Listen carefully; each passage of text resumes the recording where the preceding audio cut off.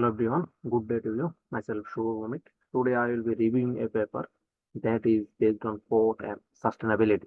As global trade continues to grow, port plays a vital role in connecting economies, but port also faces pressure to operate it in environmentally manner and effectively and efficiently. This paper will show some sustainability challenges ports encounter, such as reducing carbon emissions, managing wastage, balancing economic growth with ecological preservation. Throughout this review, I will highlight the main findings, discuss the methodologies used, and consider the implications for future port operations and global trade. So let's start. So here is the paper, Indicators of Port Sustainability, the example of Baltic Sea container ports. While traditionally seen as eco-friendly, maritime transport is now a growing source of pollution affecting air, water, and biodiversity. The shipping industry is responsible for nearly 3% of global greenhouse gas emissions, with expected increases by 2050. As vital trade hubs, ports contribute to environmental degradation, particularly through air and water pollution, creating health risks. Ports and shipping companies are under increasing pressure to adopt sustainable practices, balancing economic growth with environmental protection. Theoretical background of this study: Sustainable Development Goals aim to address poverty, prosperity, and environmental protection. Port sustainability, critical to align with SDGs for ethical and sustainable growth. Triple bottom line, balancing between economic, environmental, and social.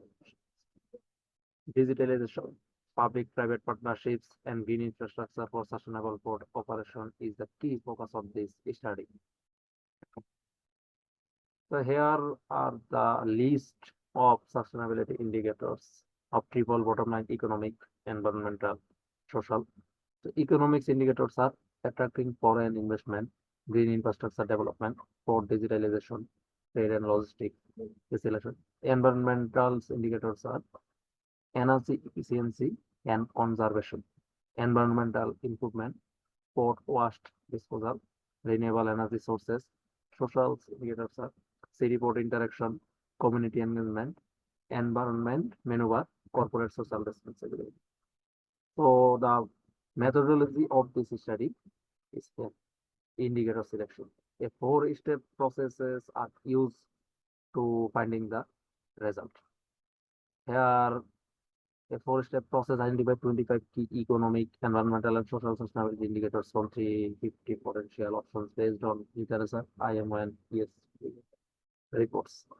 Data collection. Public data was gathered from the top 10 Baltic container ports by Throughport, focusing on sustainability initiatives reported by these ports.